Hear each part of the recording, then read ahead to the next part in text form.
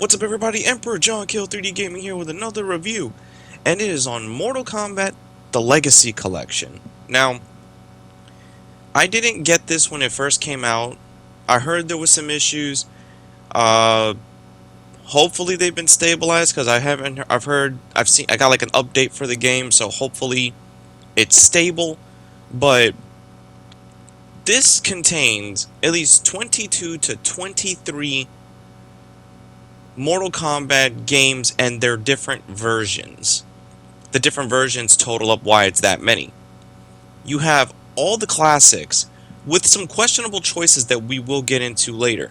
I am going to have this review. It's not going to be 3 parts, but it's broken into 3 sections between the fighting game, the adventure games, and the handheld games, which the only adventure games at the time was Mythology Sub-Zero and Special Forces. And oh god, Then you have the Crypt, which here it's not like traditional Mortal Kombat games where you unlock coins and just go buy stuff. Here, mostly everything's open out the gate, save for a few things, but you get a breakdown of the characters, a breakdown of each game, the lore, the art. You know, a lot of the old Mortal Kombat stuff is here, and there is a lot of stuff in here. You know, it really shows how back in the day, each video game, like how much really went into each of these Mortal Kombat games. You know, back then a lot of people would take gaming development for granted, and when you see like games like the Mortal Kombat trilogy persisted as it did from the 90s all the way up to our current era in gaming, you see why Mortal Kombat is one of the staples of the fighting genre. Because at the time it was Mortal Kombat and Street Fighter. Tekken didn't show up until much later down the line. You know, you have all the music from all the games in here, which is really cool. You can actually create your own little separate playlist of what tracks play. And I didn't experiment with doing that. I just played the games the way they were, but it's a nice option to have, being able to just choose your favorite tracks. Now, each game in here looks and plays, at least the fighting game ones, the ones that are made for the arcade and the home ports, they play relatively well. There's a lot of accessibility options. The game's difficulty can be challenging like it needs to be, or it can be too easy, just depending. You can modify the difficulties, either the original game modifiers that are built into each game itself, or a overall menu that you can do by holding the touchscreen or select button, or any button that you play the game on that allows you to return to your home screen. You hold that button and boom, you could just go right and open up this little menu. Hell, you can even turn on the cheats from the arcade where you fight different characters in secret menus. You know, that's really a lot of cool stuff that goes on. The combat from the first game, to many will feel dated, but to people this was where you started with Mortal Kombat. Then when we got right into Mortal Kombat 2 really opened up the story. Because the first game was very simple. The second game really started to expand, bringing in another tournament, bringing in the Outworld Emperor, bringing in different fighters. You really could see the foundations of what starts each Mortal Kombat game going forward through Mortal Kombat 2. And the combat here, at least out of the original trilogy, even though people will argue that Ultimate Mortal Kombat 3 and Mortal Kombat Trilogy has the best controls, at least at the time, Mortal Kombat 2 had the controls nailed down. They were fast, they were fluid, you know, you can pull off the combos you needed to. You know, it required you to really learn. The roster, though, again, by today's standards, is not massive. Back then, this was a solid roster of 12 fighters. And plus, I think there's a bonus. Yeah, I think there's a bonus fighter in this one too. Either 1 or 2 bonus fighters as well that you encounter. Then when we move into Mortal Kombat 3, this is where they try to go. I appreciate the effort, but this is where they went full-on apocalyptic with an invasion. All the supernatural elements just went off the rails. Now, the controls in this one are also really good. They're very fast and fluid, but they added like this speed meter. You know, or in one of the other games is known as the aggression meter. And it's supposed to make the gameplay much faster, because a lot of people started to complain at the time that the combat started to get a little slow, because Street Fighter was really fast. with how you could pull off combos and things like that. So Mortal Kombat kind of sought to emulate that, but not drive too far away. So that's why it's only limited to like a bar that you could just go bing, bing, bing, bing, bing, and get your hits in and go Mika, Mika, Mika all over the place. But the roster here is also expanded from the original Mortal Kombat 3. Most definitive versions of Mortal Kombat 3 is going to be Ultimate Mortal Kombat 3 because it has everybody who should have been in it, because there'll be no point in really going over basic Mortal Kombat 3 because Ultimate Mortal Kombat is that and more. Then when we moved over to the PlayStation, we had gotten Mortal Kombat Trilogy. And Mortal Kombat Trilogy was, at the time, the definitive way to play the trilogy. You had every map, every boss, every playable character, every fatality, every move in one game, fused into one. And that right there was awesome. There was multiple versions of it. In my household, we had the Nintendo 64 version, and then later on I eventually had the PlayStation 1 when I first started to get my PS2. I had the PlayStation 1 version, so I enjoyed Mortal Kombat Trilogy. It was one of the games that I always, when I was coming back home from school, even when I had PS2 games, I still wanted to play this one. Until Shaolin Monks and Deception, Deadly Alliance, Armageddon, until those start really coming out, this was that one. You know, there is another Mortal Kombat game in the series. Like, we have Mortal Kombat 1, 2, and 3. Consider this as an anniversary, a fusion of all the games, because it's not a main title game. It doesn't have a number on it. You know, there's Mortal Kombat 1, 2, 3, 4, 5, which is Deadly Alliance, which has the swords in the back looking like a giant V. And then at the time, Deception being 6 and Armageddon being 7. So Trilogy is just fits to hold you over. Now, Mortal Kombat 4 was when the series went 3D, and I think it looked pretty cool. See, there was three different versions. There's the arcade version, but this was one of the last Mortal Kombat arcade games. This one here not only went to 3D, it was also on Super Nintendo, the PlayStation, I think the Sega Dreamcast as well. It was on a multitude of platforms, which each of them look very different in quality. The definitive version of Mortal Kombat 4 is considered Mortal Kombat 4 Gold, and I don't know if that's the version that's in here. It just says Mortal Kombat 4, but it plays and has the features of Gold, so I think it is just Gold, but with the classic labeling. And I didn't mind the 3D in this one. It was early 3D for the N64, or mid 3D, one of the two, and it looked pretty good. And then it looked good on the PlayStation, it looked good on the Dreamcast, it looked really good obviously in the arcade, because the arcade was the definitive way to play it at the time. So you also have accessibility options to being able to change the controls. The features of this game are in here, and it looks a lot better than I remember. Granted, Trilogy was still my favorite. I'm not going to knock this one because I think it did succeed at what it needed to do with its 3D. You know, then the kicker is when you go through each of these games again, it's just so much accessibility to it. There's like so much things that you can play in this game, or the way you can play. Now you could play each game. I don't think you could play the handheld ones. I could be wrong, because a lot of people prefer to play the older ones. You could also play a lot of these games online, and it feels unique playing it online with other people. This was before like people really mastered their skills in video game fighting, in the fighting scene. This game right here, it could be in any man's game, and that's what I think old Mortal Kombat, why a lot of people gravitated to it when we were younger, was you basically, anybody could pick it up and play. Anybody could compete at relatively the same level. You have players who can prefer playing one character over the other, or you can have somebody that knows how to play each character, or a few characters. Mortal Kombat really was open for anybody to play. Street Fighter is the one that really dominated the pro fighting circuits at the time, or any little fighting tournaments they had in the early 90s, mid 90s, late 90s to 2000. It was always Street Fighter.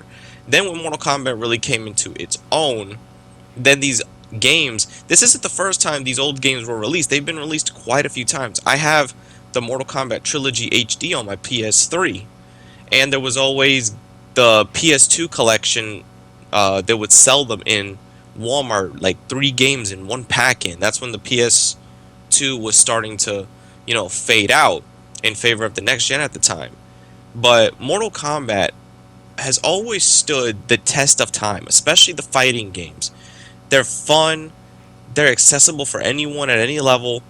The stories were straightforward, though in some areas, yeah, it got ridiculous in some areas, but you could bear with it. It didn't get as hectic and as insane as the later games, or hell, even the rebooted trilogy that led up to MK1. That right there, that's when shit really got off the walls. But I have a guilty pleasure for MK1, guilty pleasure for 11. I like the 9 trilogy reboot, the reboot trilogy. I still got that on my PS3. And then MKX, it's somewhere in the middle. I like it, like more or less. But the cameos in the game, like the whatever guest fighting characters like Jason and shit, just made the game awesome, and the Predator. But these early games didn't have stuff like that we had today. It was just everything was in one package when you bought the game. At least, like I said, until they started creating different revisions to try to give you the definitive version of the game. So, yeah, Mortal Kombat as a whole, with each of their fighting games, they each tried to either outdo or be just as good as their previous game. And then when they would experiment, that's when things would get interesting, sometimes better, sometimes for worse. And don't get me wrong, there's a lot of those experiments in this review. But right now, at least in this section, we're just talking strictly about the fighting games. And the fighting games alone, to this day, at least to me, they still hold the test of time. Mortal Kombat never gets old. It just doesn't matter which era you play Mortal Kombat. You get entertained by the whole mysticism, the story, the ninjas, like the whole... how this series just went from a simple tournament to entire universes and multiverses, dimensions, realms, whatever the fuck you want to call it. How all those became at stake over a fucking karate tournament. You just gotta let that sink in. A fucking karate tournament. And as a little side note, I think the one who could the which port controls the best, still, to be honest with you, is Mortal Kombat 3 trilogy, especially on here that you can also customize the controls. It's at least the best version of the game that's on here outside of the... well, there is no arcade version of trilogy, so yeah, it's the best version. The one that comes behind it, if you really modify the controls, is actually Mortal Kombat 4 as well. You modify the controls, set it to your liking, and it actually feels really good. It's really fun to play, and it was a good experiment to go into 3D. And I think this was at least one of their first successes in 3D. Because, trust and believe me, they've had a lot of ups and downs when it comes to 3D. But before we hit that game, let's talk about one game that paved the way for the fan favorite known as Mortal Kombat Shaolin Monks. But in '97, we had got Mortal Kombat Mythologies Sub-Zero. And now, don't get me wrong, I really do, I appreciate what this game tried to do.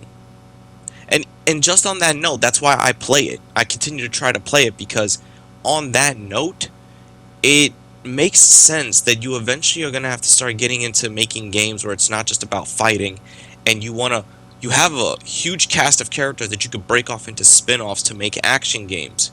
And years later, when they made Mortal Kombat Shaolin Monks, they succeeded by not only having you play as Liu Kang and Kung Lao in a retelling of MK2, but other characters you can unlock and play through the single player, play with your friends, versus mode, bonus modes. Hell, you can unlock the original Mortal Kombat 2 on that one. But Mythologies Sub-Zero, it is so bad that it's good. It's a so bad that it's a good game, and here's why. You try to take the controls of the Mortal Kombat fighting game and translate that over to an action RPG. That does not work at all. Especially with the semi 2D to 3D stuff that they got going on, like with the environments.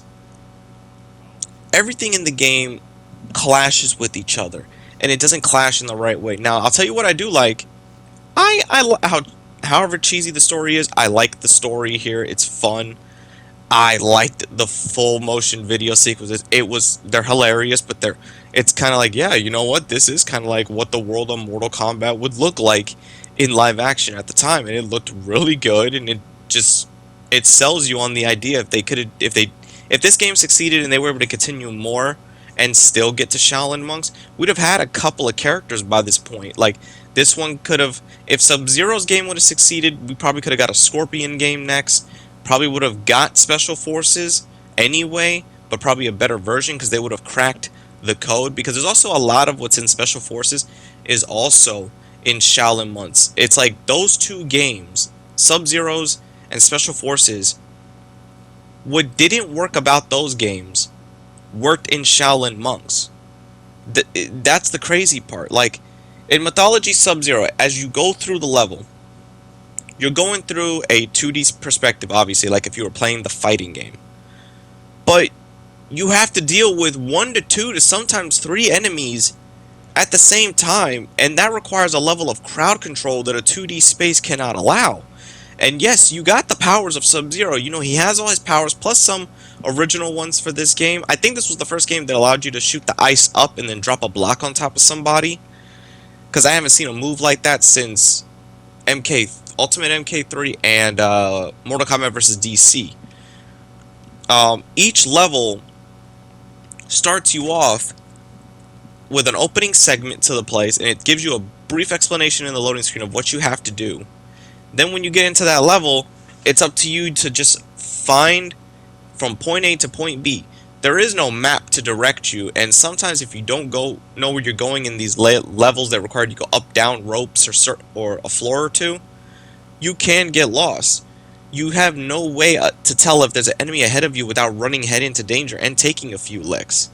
The benefit of this game being on the collection is you can enable the cheat codes to give you not unlimited health, but unlimited continues, save states, choose when to be able to have your powers unlocked. So it makes it bearable somewhat to go through, but then in other areas you could tell that the game, certain things just don't work. Like certain boss battles do not work properly, especially when you get to the fucking Netherrealm stage. The Netherrealm stage is like, if Mortal Kombat had a stage that was Souls-like, it would be in this fucking game. Because everything in this game, yes, is designed to fight you and kill you, but what you need to do to progress and learn also fucking fights you and kill you. So do you see the paradox here that you're in of what you have to deal with?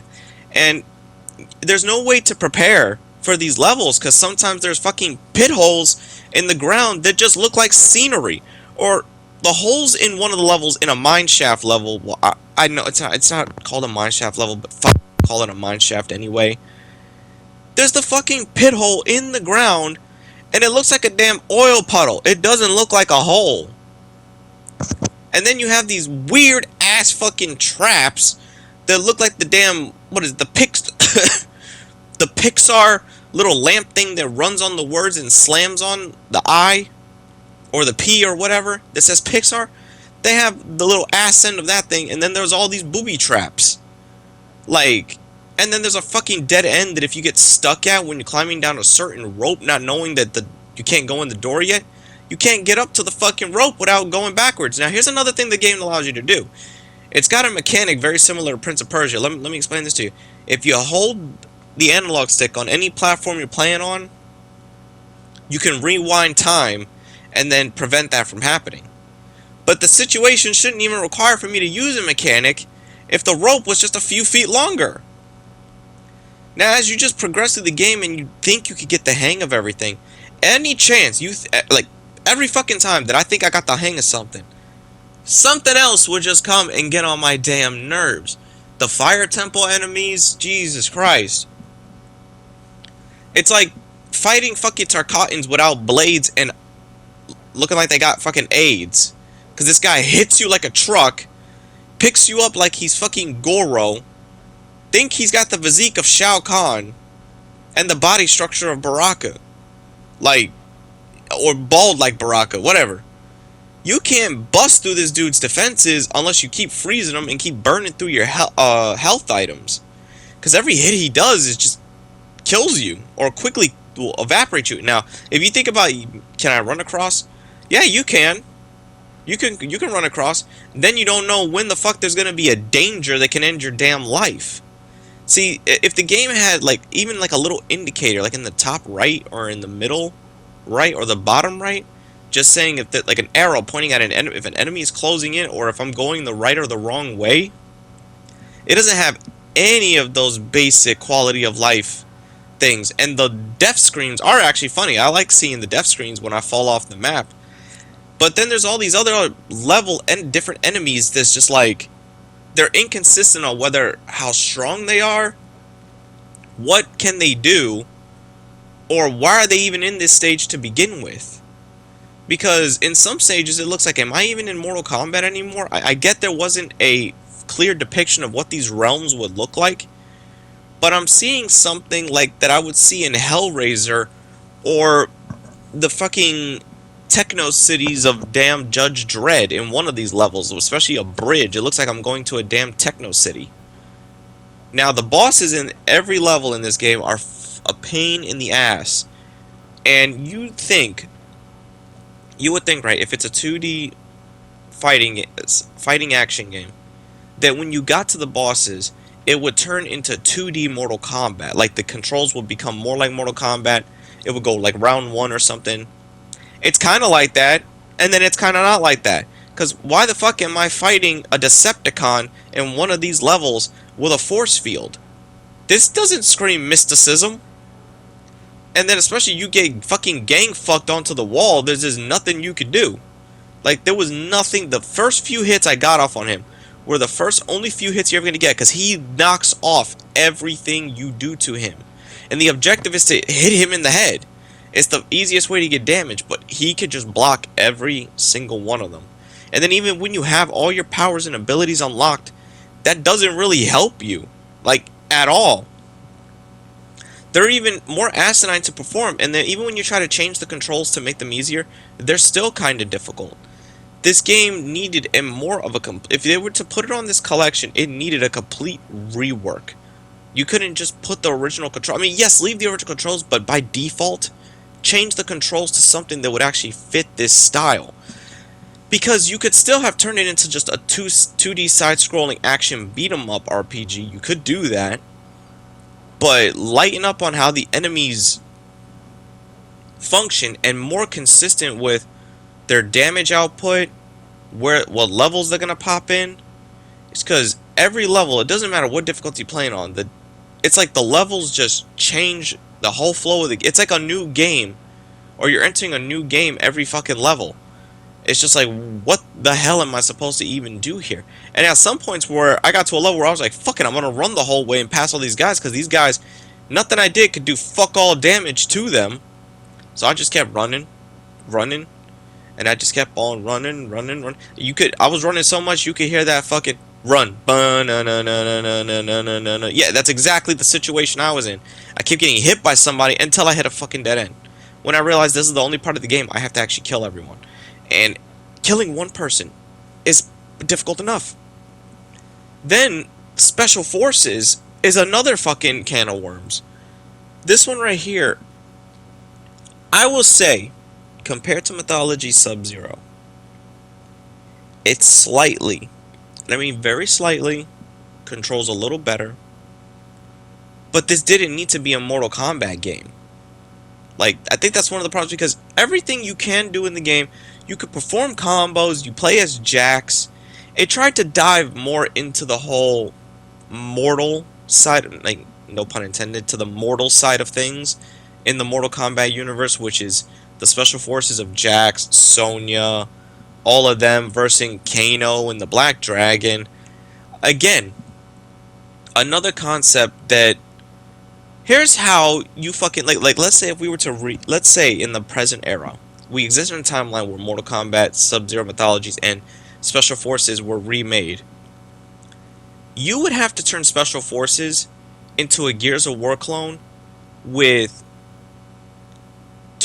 elements of it shifting to a fighting game. When you get to one of the bosses, then it shifts into like something like MK9, for example, or any of the recent Mortal Kombat games. It'll turn into a 2D, like a 2D angle, 3D fighting game, and then when you get back to the main game, after fighting the boss, it turns back into a third-person shooter.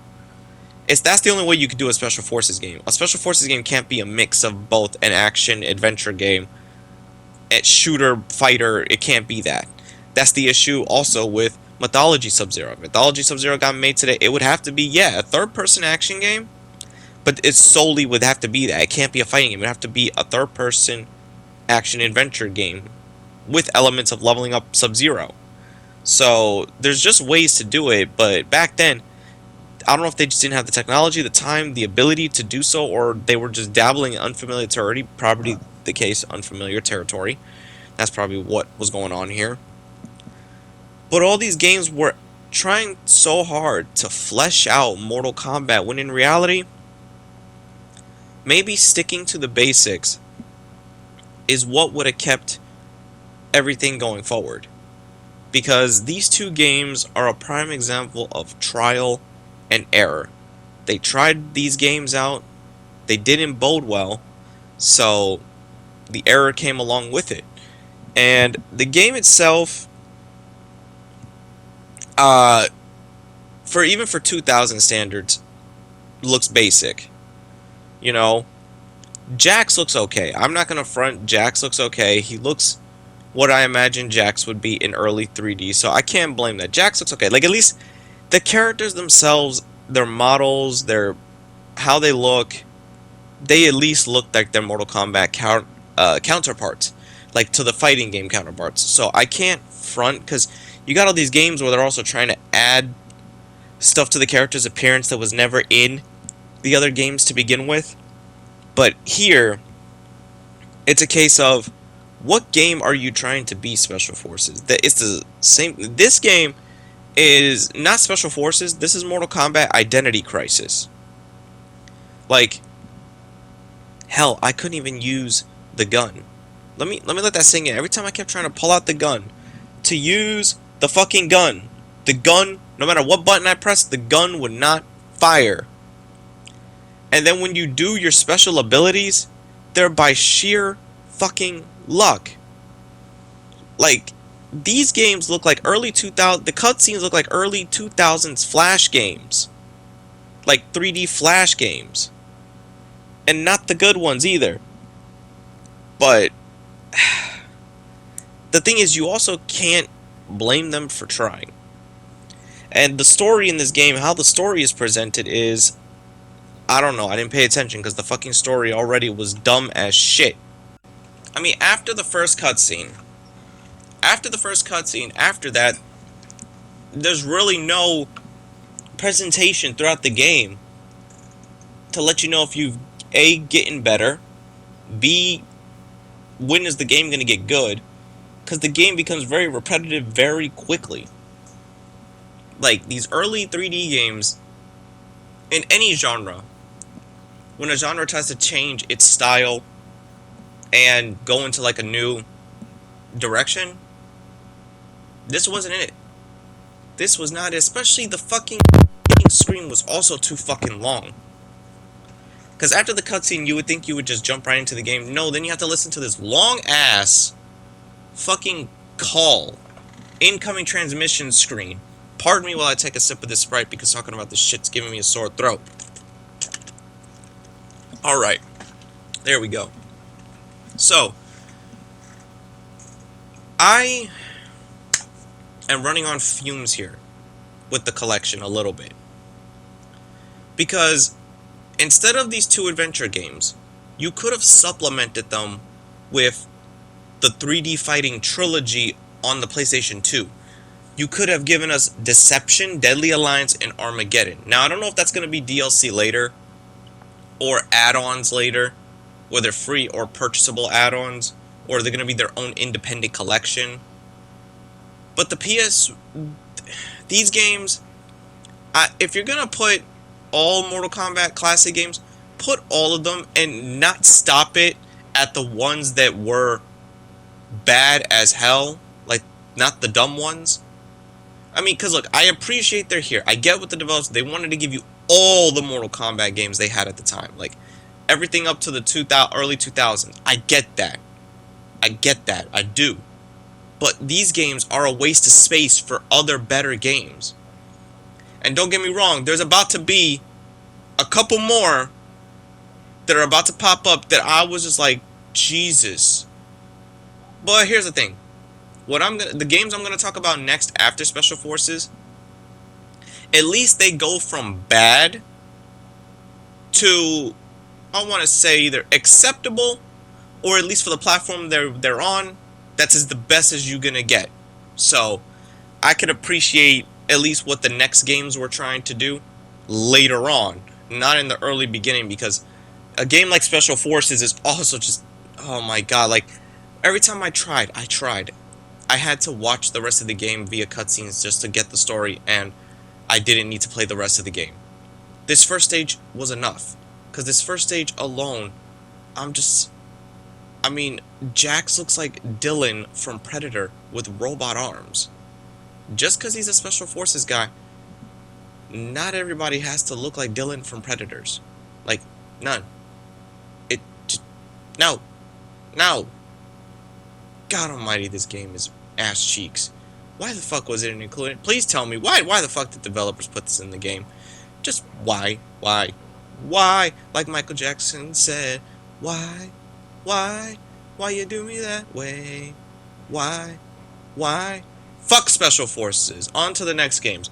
Now, what's interesting. This is the first time I'm actually playing the Mortal Kombat handhelds of the Game Boy Color. I played the Game Boy Advance ones, I've played the Game Boy Advance ones, but I've never played the original two on the Game Boy, the Game Gear, or the Game Boy Color. And Father, be with me now, Lord Jesus in heaven. These games don't need to be on the Game Boy. Especially the early Mortal Kombats. No. Just no. You can't even play. You can't even play them. Like, yes, you can play them, but you can play them, but you can't play them. If that makes any sense. The controls, no matter how much tinkering you do on the collections controls for the Game Boy games and the Game Boy Color one and the Game Gear, nothing works. It's a waste. It's a fucking waste. I didn't know what the fuck I was doing. I didn't even get a chance to choose a character. For some reason, it pre-selected me as Goro. I don't understand why, but not even Goro could say, like, I can't even tell. You can't tell what's going on. It's like you're looking at these games as if they were being played on a fucking, those 99-cent store Tiger handheld electronic games. And sadly enough, there are Mortal Kombat cheap 99-cent dollar store games like that they used to be. The Game Gear one was no better. The only difference was that it was in color. But that's it. Everything about the game was booty cheeks. I don't know why that they think that these games were good on the handheld, when these early handheld games, the only thing at the time that Game Boy Color or Game Boy would be good at would just be side-scrollers, puzzle games, and that's it. Like, fighting games do not belong on these kind of handhelds. Okay? Now, later handheld, different story. Very different story. Surprisingly so, that you could later in life port a Mortal Kombat game to a handheld and it'll actually be pretty good and decent. And I've played a couple of Mortal Kombat handheld games, or at least their handheld versions. The best handheld Mortal Kombat game that you could ever get a hold of is Mortal Kombat Unchained on the PSP. That's like the best handheld Mortal Kombat outside of, okay, let's give Mortal Kombat Mortal Kombat on the Vita was a good solid rendition of the trilogy that had come out, so I can't complain about that. But here, the controls are also even worse. They're even more unresponsive. Every time I was trying to do an attack, and the good thing about this game is you can actually have the attacks from the old games put on the main screen to help you out, which makes it easier to memorize moves and to do the fatalities. Nothing on there. You can do nothing on these versions of the game at all. These three especially, these were a waste of fucking space. Like, a serious waste of fucking space. Hell, I would have taken any other Mortal Kombat game on here than you know, whatever. I would have taken, hell, I would have taken different versions, continued to take different versions. The only game I passively accept is Sub-Zero, Mythology Sub-Zero, because I can see the potential that it has, and the cheat codes make it bearable. But compared to, from Special Forces to these early handheld Mortal Kombats, no. Just fucking no. These games were insanely retarded. Like, you're probably thinking, well, Mortal Kombat 2 looks more playable. Okay, here's the thing. I actually give a tiny bit of credit. Mortal Kombat 2 on the GBA, you can modify the controls and it actually plays pretty solidly. It looks like shit, it looks like ass, but the speed of regular Mortal Kombat is actually on there, of at least Mortal Kombat 1 kind of speed. And I was like, okay. And the fatality on here didn't look too bad, it looked okay. So I'm not going to front on this one. Still shitty, but that was the only good thing. Now when we get into the Game Boy Advance, this is where things get interesting. There's three. There's Mortal Kombat Advance, Mortal Kombat Deception, and Mortal Kombat Tournament Edition, which is like a Deadly Alliance... No, not Deception. Yeah, it's a Deadly Alliance 2.0. But Mortal Kombat Advance starts off looking good. It actually looks pretty okay. It sounds okay. It's got at least 3 of the modes from Trilogy, so that's a solid plus. It looks like it runs very quickly and plays pretty good. Everybody's here for the most part from Mortal Kombat Trilogy. Or at least not Trilogy, but Mortal Kombat, Ultimate Mortal Kombat 3. So you got a good base to work with. Good base to work with. Everything looks good here. The same problem with the other two.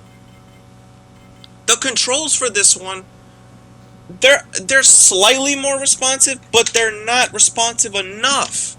And the speed here is cranked up a little too much that you can't even keep up with the enemy. You know, the levels themselves, they don't look as good. The only people you can tell is on the screen is you and your opponent, and you can just easily get cornered, and no matter how many attacks you do, or even if you do block, you're not going to get out of it. It's like you could get caught in a death loop, and it just sucks like ass. And then when you do pull stuff off, it's like you have to pull it off with fucking precision timing, where the opponent character can just beat your ass in no matter what you do. Your ass is grass. So again, this was another fucking waste of space to put on this one. Hell, I would have taken, if you could have put Mortal Kombat Unchained on here, that would have been perfect. Now, Deadly Alliance is okay. It's okay. It's trying to take the 3D of the 3D fighting games at the time and put it onto a GBA, which you're probably like, how the fuck are you going to do that? The screen moves with your character. When you're trying to move back and forth, it actually looks like the screen is moving in circles around to simulate that feeling. And when you play the game, okay, there's a 12 characters like Mortal Kombat 2. But some characters that you would think would be here should be on the roster, but no, this is like the most different roster out of all of them. Now, when you play the game, you just play like arcade mode over and over again to get points to go to the crypt. The level looks good. And the characters actually look good. You could change the different styles. The speed is actually pretty solid. There is a multitude of the attacks from the game. Still tricky to pull off. They're still kind of like, in this one, it's more like a 60 to 70% chance you'll pull it off with that 30 to 40% that you'll miss. And you get it pretty, like, the game translated over pretty well for it not being a 3D fighter on a platform that actually couldn't handle 3D, basically. But everything's animated, everything looks nice, and there's not much to say. It's a nice direction to start building off of, okay? Especially with the next game. The next game, when we get into, I really do like Tournament Edition. But here, and here was also something interesting. You could play this game, and I think it's also for the Tournament Edition. Back in the day, you could play this game with somebody who, if you had the GBA GameCube attachment, and somebody was playing their GBA with the internet adapter and you had yours, and they had Deadly Alliance on the GameCube and so did you, but if you had the GBA, you could actually play with somebody from your GBA, from your 2D, 3D version to their full 3D version. And you know, that was actually very, very unique. I only ever saw that maybe a couple times in my life. I never performed it, like had the equipment to do it myself or the setup to do it myself. But when I would witness it, it was pretty cool. The fatalities on here, though not super impressive, they get the job done. Now, Tournament Edition is actually the one I like out of the most of these advanced handheld games from back then. This one actually does, it uses Deadly Alliance as a baseline, and it just expands upon it and creates a more complete version of it. And it's got more modes here, a little bit more characters, and everything on this one is what the Deadly Alliance game on the GBA should have more so been. The controls here are a lot more responsive. The gameplay is a lot more fluid than it needs to. It's actually pretty fluid, and the fatalities are cool looking. The weapon combat is here from those versions. The only thing you can't do is use the weapon independently, but you could use them as a special move. But you can still change your fighting styles here, which is still cool. That was a mechanic that these other earlier 3D games were introducing, changing different styles on the fly. The AI in this one, even if you tweak it or anything like that, it's a fair challenge. Not only with the style of the game, but also the difficulty gives you a fair challenge. So, Mortal Kombat Tournament Edition, out of all the ones, I am okay with it being on here. I'll give Deadly Alliance a pass. I give Sub-Zero a pass, but the other ones, the other handheld ones and Special Forces, they were a waste of fucking space. You could have just put Mortal Kombat Unchained on here. If you wanted to have 3 handheld games, put these 2 games, the Deception and Deadly Alliance and Tournament, and then put Unchained, which is basically Deception. Put that on here. Give us Shaolin Monks as an adventure game alongside the Sub-Zero game, and then just giving us 3D Deception, 3D Armageddon, and 3D Deadly Alliance, like that trilogy. This would have made this collection, because those games are still classic. Whether they were in the 2000s or not, those 3D Mortal Kombat games did go down as classics for a reason. But all I gotta say is, I think that this one is the best of the handhelds at the time. It is, and after playing it, I gotta say, damn. But Mortal Kombat the Legacy Collection, it's good. I don't think it was worth the price they were asking for. It really wasn't. But if you're a Mortal Kombat fan, of anything is worth it to a Mortal Kombat fan. But I feel like they could have added better titles to this one right here. It's not a bad game. It's not a bad blast from the past. By none, it's not. But they could have done more, and they could have given you more. So at least for what it's here, it's alright. I'm not upset with it. I'm not mad at it. I'm just disappointed in some of the choices that were made with it. But if you want to have a good classic time with your friends, then this is the game to play with them. This is the game to play, to take you back to that time where life, we didn't think of much and all we wanted to do was play Mortal Kombat, play our favorite games, and see who was the best at it. But yeah, that's all I gotta say about Mortal Kombat Legacy Collection. Do you own the game? Do you like the game? Did it live up to your standards? What were the standards that you would have had? Let me know in the comments below. And until next time, that's Emperor John Kill 3D Gaming. Be sure to like, subscribe, favorite. I'll catch you all in the next video, in the next review short, in the comments, or in the next live stream. Take care, everybody. Stay out there.